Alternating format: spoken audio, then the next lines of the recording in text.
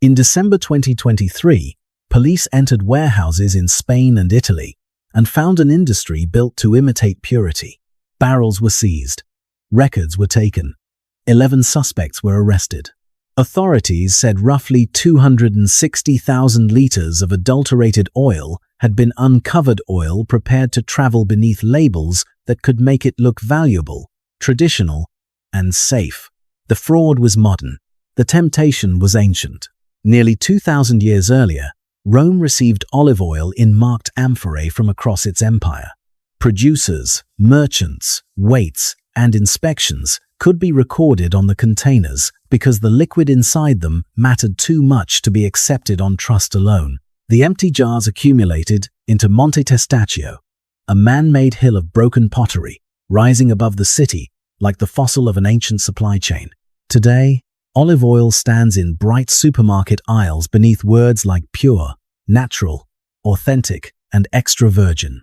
It seems calm enough to belong only to kitchens and dinner tables. But this liquid once lit cities, rewarded victors, enriched landowners, supplied empires, and invited deception. So how did a bitter fruit become one of history's most trusted symbols of purity? And why has that trust always been worth exploiting? The most important word on an olive oil bottle is not olive. It is virgin. That single word can separate an ordinary cooking oil from a product sold at several times the price. It suggests that the fruit was handled carefully, that the oil was extracted without chemical refining, and that nothing unpleasant was allowed to develop between the tree and the bottle. But extra virgin is not simply a poetic phrase invented by advertisers. It is a grade. In the European Union, the oil must meet chemical limits, including a free acidity no higher than 0.8%. It must also pass a sensory test. It should smell and taste fruity, and a trained panel must find no recognized defects. That means the fate of a shipment can be decided inside a quiet tasting room. A panel member receives a small coded glass with no brand name and no picture of an Italian hillside. The glass may be dark-colored, so the appearance of the oil cannot influence the judgment. The taster warms it in one hand, covers the top with the other, and waits for the aromas to collect. Then comes the first breath. Fresh grass, green tomato, artichoke, almond, or something else. Rancid nuts, fermented fruit, damp earth.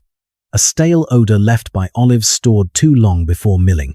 The liquid may look perfectly golden beneath supermarket lights. One defect can still remove it from the highest grade. Most shoppers never see this process.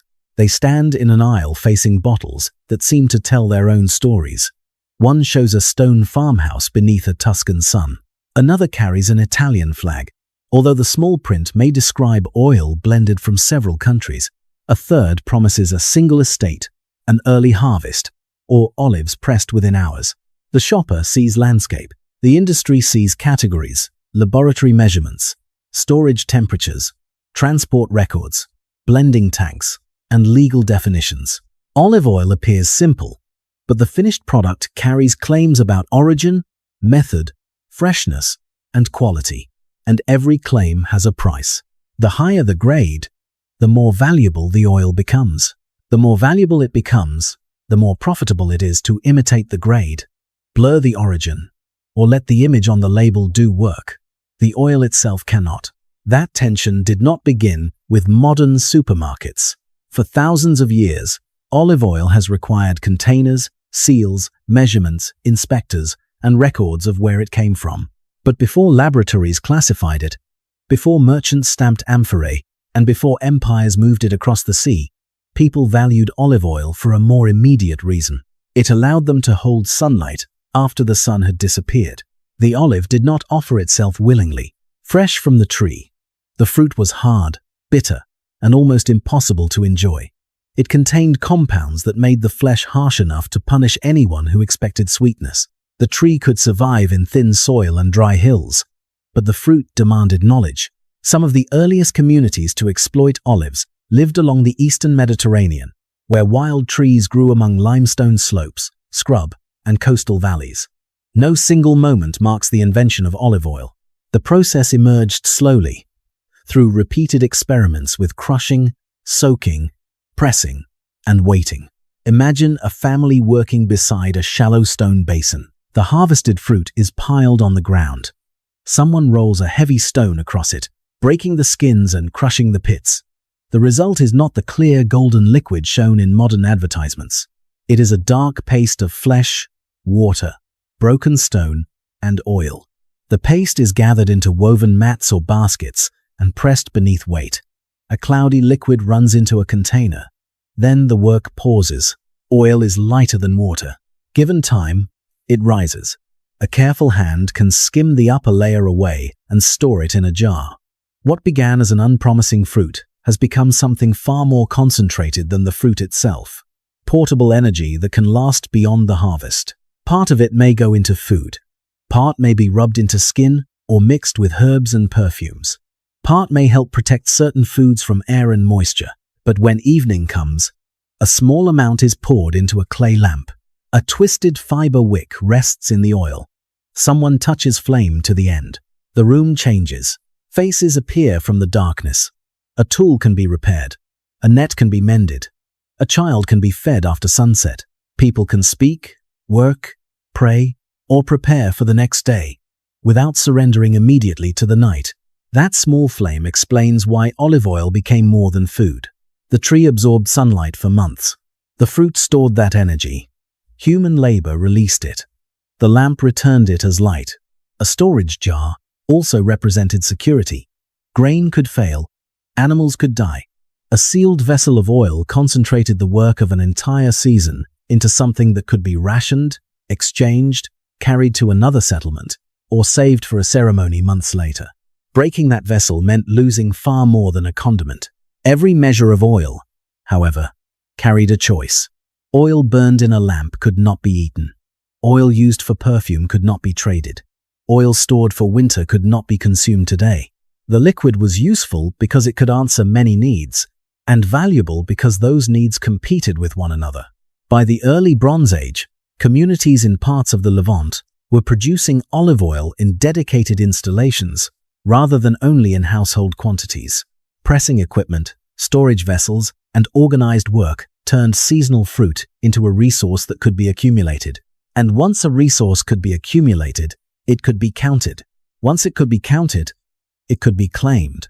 The first great transformation of olive oil was not culinary. It was the conversion of bitterness into stored light. The next transformation would happen when that light entered the storerooms of palaces. The moment olive oil entered the storeroom, it stopped being only a household product. Inside a Bronze Age palace, the liquid looked different from the oil burning in a family lamp. It stood in tall storage jars, arranged against plastered walls. The jars were too large to lift when full. Workers brought in smaller containers from surrounding farms, poured their contents into the palace stores, and waited while a scribe recorded what had arrived. The scribe did not write a story. He made an inventory. So much oil received, so much assigned to a sanctuary, so much sent to perfumers, so much still owed by a district or workshop. On clay tablets written in Linear B, the palace could turn fruit, labor, and land into numbers. Some of those tablets were never meant to last. They were practical records, made from damp clay and reused when their information was no longer needed. Many survived only because the palaces burned, accidentally firing the tablets hard enough for archaeologists to read them thousands of years later. The fire destroyed the administration. It preserved its paperwork. The records reveal a world in which olive oil moved through organized systems. It could be distributed for offerings, mixed with aromatic plants, poured into decorated vessels, or shipped across the eastern Mediterranean as part of a trade in wine, textiles, metals, ivory, and luxury goods. The palace did not create the oil. Farmers, gatherers, press workers, potters, and transporters did that. But the palace decided where much of it went. That was a new kind of power. A household could store oil. A ruler could collect it from many households, concentrate it in one place, and redistribute it according to political, religious, or economic priorities. Centuries later, the Greek city-states gave olive oil another meaning. At the Panathenaic festival in Athens, a victorious athlete could receive a large painted amphora filled with oil from olive groves, considered sacred to Athena. The goddess appeared armed on one side of the vessel. The winning event appeared on the other. The prize was religious, civic, and practical at the same time. The victor did not receive only applause. One standard amphora held roughly 38 to 40 liters of valuable oil, and major winners could receive many vessels. The images on the jars celebrated athletic excellence, but the liquid inside could be used, traded, or sold. Imagine the winner standing beside a line of amphorae after the crowd is gone. Each jar carries the authority of the city. Each contains oil, protected by sacred tradition. Together, they represent wealth heavy enough to require carts, handlers, storage, and guards. The same substance, once used to keep a modest room illuminated, had become a public reward for the ideal body, a gift from the goddess, and a display of civic prestige. This was olive oil's second great transformation. First, people learned to release energy from a bitter fruit. Then institutions learned to capture the value created by that knowledge. The palace made oil countable. The city made it honorable. Religion made it sacred. Competition made it desirable. But these systems still operated within a Mediterranean world of many ports, farms, and local traditions. Rome would attempt something much larger. It would turn olive oil into infrastructure. Rome's greatest olive oil monument was not a temple. It was a garbage dump. On the southern edge of the ancient city, near the warehouses and wharves of the Tiber, workers carried empty transport jars to a designated site, broke them, and arranged the fragments in terraces. Century after century, the pile rose until broken pottery became a hill. Today, it is called Monte Testaccio. Most of the vessels had once carried olive oil, especially from Baetica, the Roman province covering much of modern Andalusia. Their rounded bodies, thick handles, and narrow bases belonged to a type now known as the Dressel 20. Filled with oil, one could weigh roughly as much as a large adult. Moving thousands of them required farms, pottery workshops, carts, riverboats, seagoing ships, dock workers, warehouses, accountants, and officials. The journey began far from Rome. Along the Guadalquivir River, estates harvested olives from groves spread across the countryside. The fruit had to reach the mill before bruising and fermentation damaged the oil. At the press, workers crushed it into paste, packed the pulp into circular mats, and stacked them beneath a beam or screw. Pressure forced out a dark mixture of oil and water. It ran into settling tanks, where time and gravity separated one liquid from the other.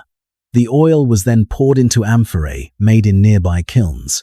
Clay from the same river valley that carried the cargo also provided the containers. Before one jar left Baetica, it could accumulate a small archive on its surface.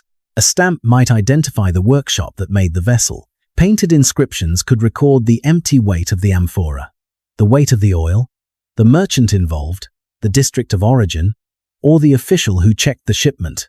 The jar was packaging, invoice, inspection record, and tracking device at once. At a river port, a worker rolled or lifted the heavy vessel toward a boat. From there it moved down the Guadalquivir, across the Mediterranean, and into the Tiber. Every transfer created risk. A handle could snap, a ship could sink, oil could leak, be diluted, or disappear before reaching the capital.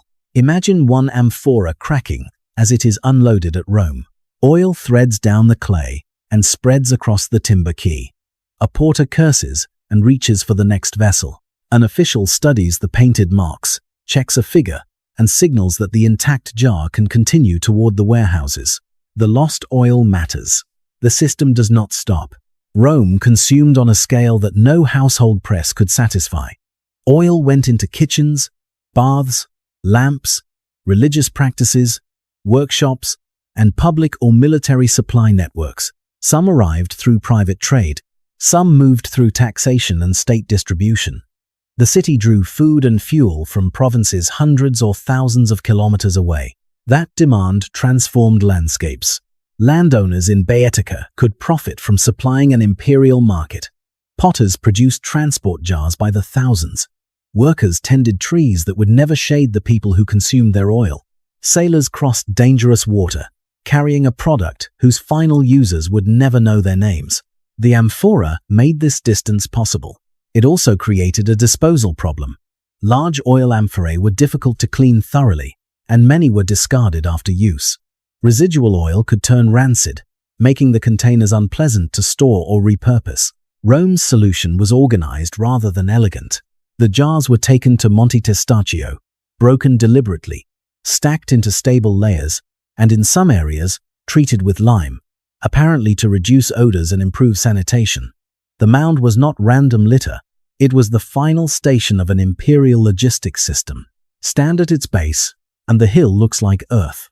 Look closely, and the ground divides into handles, rims, stamped clay, and painted fragments. Each piece once belonged to a container that crossed the sea because a distant city demanded oil. The Greeks had turned olive oil into prestige. Rome turned it into infrastructure. But the empire's greatest achievement was also its most consequential illusion. It allowed a resident of Rome to consume the harvest of Spain or North Africa without seeing the grove, the press, the kiln, the ship, or the hands that moved it.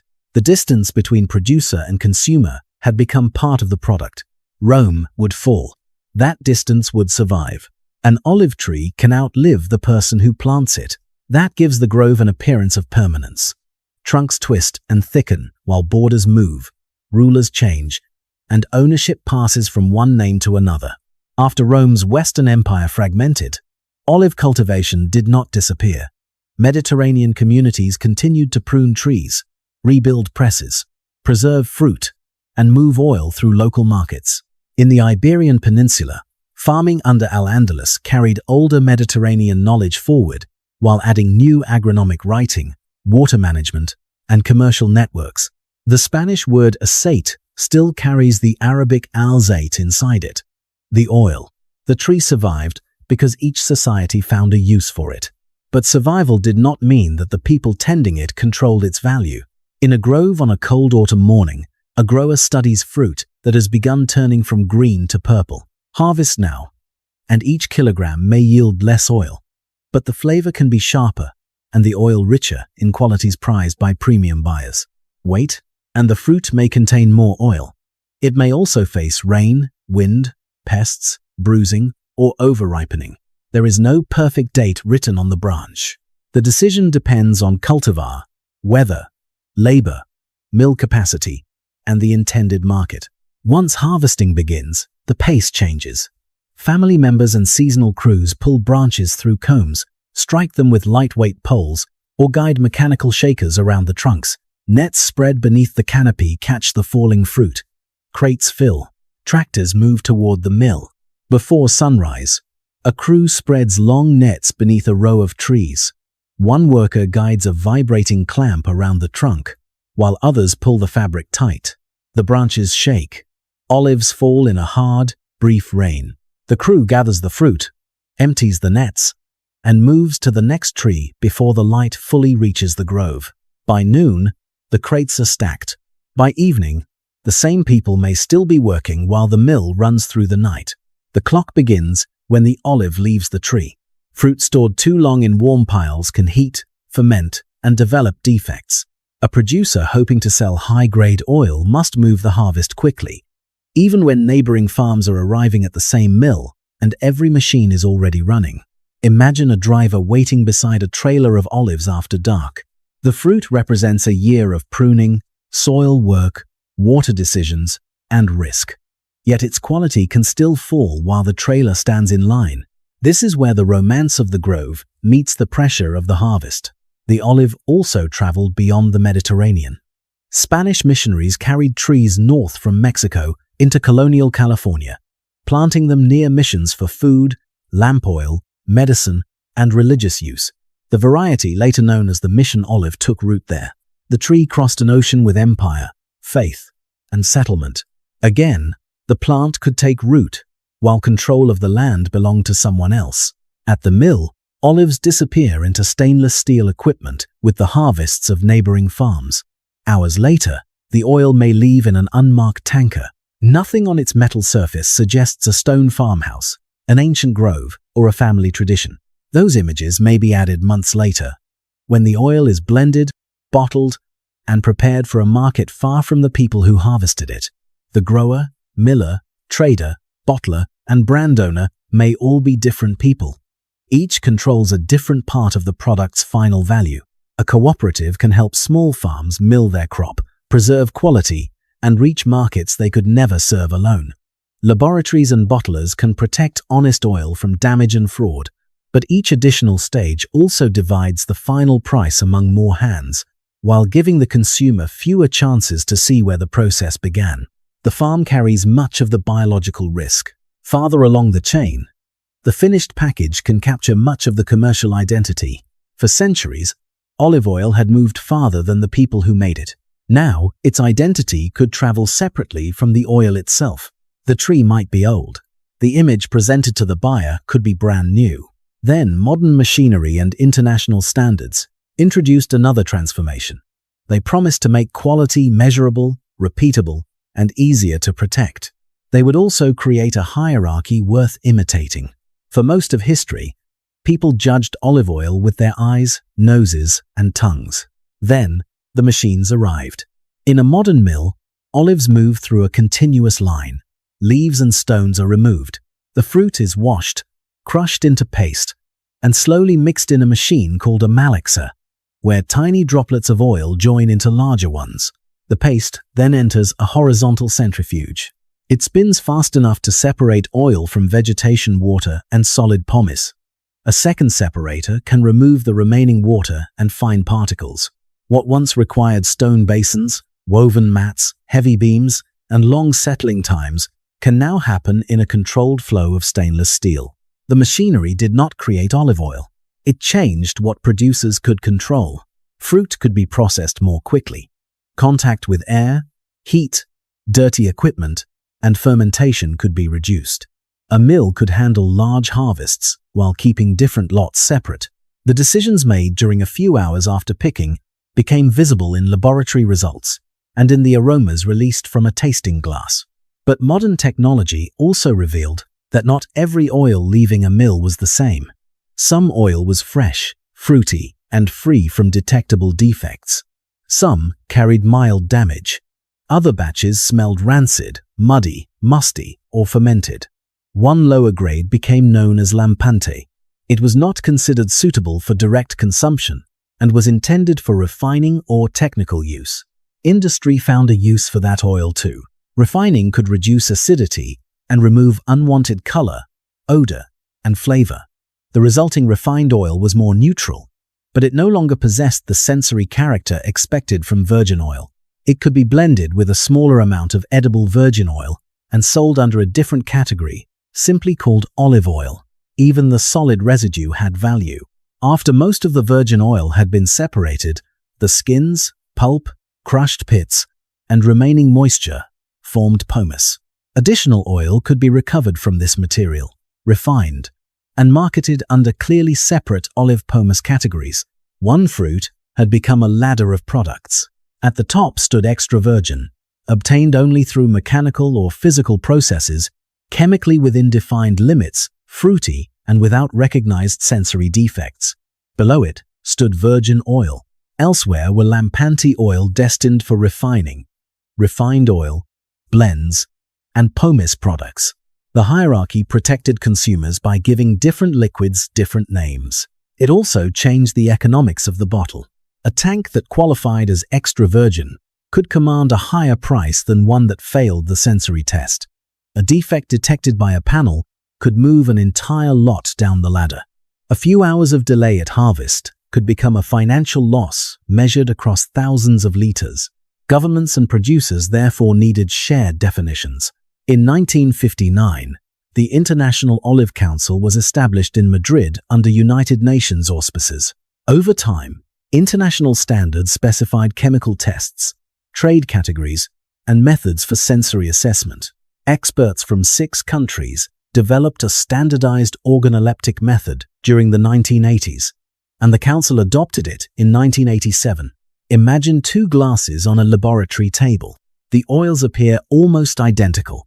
One smells of green leaves and fresh fruit. The other carries a faint odor of olives left too long before milling. A trained panel can place them in different commercial worlds. Modern science did not make the old human senses irrelevant. It disciplined them, measured them, and gave their judgment legal and economic force. The category created confidence. The price attached to the category created temptation. Olive oil became most vulnerable to deception at the exact moment the world began paying more for authenticity. For generations, Mediterranean families used it because it was available and woven into local cooking. In the second half of the 20th century, the product acquired a new identity. Researchers began studying patterns of eating in Mediterranean communities, and olive oil moved from the background of regional life to the center of an international health story. Soon, the product was selling more than flavor. It sold longevity, simplicity, sunlight, a slower life beside the sea. On a supermarket shelf thousands of kilometers from the nearest grove, a label could summon Tuscany with a sketch of a farmhouse, Andalusia with a line of silver-green trees, or Greece with a white village above blue water. The buyer did not need to know the farmer. The landscape did the introduction. That image became extremely valuable. Extra virgin olive oil commanded a premium because it promised mechanical extraction, acceptable chemistry, fresh flavor, and freedom from recognized defects. Criminals did not need to reproduce the entire history of a good harvest. They only needed to reproduce the appearance of the category. In one warehouse, lower-grade lampunti oil could be treated or blended, moved through false records, and prepared for sale under a more profitable name. The fraud was not always visible in the liquid. Sometimes it lived in the paperwork. Investigators following trucks and financial records have found storage tanks, bottling equipment, false labels, and industrial quantities of oil ready for distribution. In a 2023 operation in Spain and Italy, authorities arrested 11 suspects and seized more than 260,000 liters considered unfit for consumption. A separate European operation in 2024 reported about 42 tons of adulterated oil marketed as Italian extra virgin. These cases do not prove that every expensive product is false or that most olive oil is fraudulent. They show why it attracts fraud. A lower grade and a premium grade can look similar to an untrained buyer. The difference in price can be large. The route between grove and shelf can cross farms, cooperatives, storage terminals, traders, laboratories, and borders. Each legitimate stage serves a purpose. Each additional hand also creates another place where origin, category, or quantity can be misrepresented. Climate has made the calculation more unstable. The olive tree is famous for enduring dry landscapes, but endurance is not the same as unlimited production. Heat, water stress, irregular flowering, and poor fruit development can reduce a harvest. When supply tightens, producer and retail prices rise. When rain and yields recover, they can fall again. Recent crop years showed how quickly the market could move. Global production was estimated at about 2.56 million tons in 2023/24, then rebounded to roughly 3.38 million in 2024/25. For 2025/26, the International Olive Council estimated another decline to just under 3 million tons. To the shopper, those numbers appear as a changing price tag. To the grower, they represent rain that arrived or did not, flowers that set fruit or fell, labor hired before anyone knew the final yield, and a harvest whose value might be influenced by events across the Mediterranean. The modern product stands at the meeting point of several promises. It promises health because olive oil sits within the broader Mediterranean diet. It promises place because consumers want the liquid to belong to a particular landscape. It promises quality through chemical tests, tasting panels, protected origins, and regulated words. And it promises convenience. All of that history compressed into a sealed container that can be placed in a shopping cart without further investigation. Standards, inspectors, laboratories, and traceability protect both honest producers and consumers. But the more the market rewards purity, the more profitable the appearance of purity becomes. That is the modern trap. Olive oil is no longer sold only as oil. It is sold as evidence of a better life. Evidence can be tested. An image can be manufactured. That brings us back to the glass, not to ask whether olive oil is good or bad, but to ask what we are really seeing when light passes through it. Tomorrow, someone will lift a bottle of olive oil above a pan, a plate, or a piece of bread. The glass may catch the light. The liquid may look green at one angle, gold at another. It will move smoothly, quietly, without revealing where the fruit grew, how quickly it reached the mill, who picked it, who tested it, or how many borders it crossed before arriving in that kitchen. The bottle will still feel ordinary. But olive oil was never only one thing. It was a bitter fruit crushed against stone. It was a small flame in a dark room, giving a family more time after sunset. It was counted on clay tablets, poured into sacred prizes, shipped in heavy amphorae, and stacked in warehouses supplying an imperial city. Its empty containers became a hill because Rome consumed the harvests of people it would never see. Later, the tree crossed oceans. Machines separated oil from water and pulp. Laboratories measured what human senses had judged for centuries. New categories gave buyers a language for quality, and those categories gave merchants something more valuable to protect or imitate. The liquid did not command people in the same way in every age. Sometimes, the command was to illuminate. Sometimes, it was to record, reward, transport, classify, or sell. Today, the command is often simpler. Believe the label. Believe the landscape. Believe that the words on the glass connect the product to a particular tree, harvest, place, and tradition. Most of the time, that belief depends on real work on growers, millers, tasters, inspectors, laboratories, cooperatives, and honest merchants trying to preserve what began in the grove. But history shows why belief alone has never been enough. Olive oil once allowed Mediterranean families to hold light after the sun disappeared. Now the harder task is illuminating the path that brought the oil to us. The tree may be ancient, the bottle may be transparent, but between the hands that harvested the fruit and the image printed on the label, there is still a darkness the light does not pass through.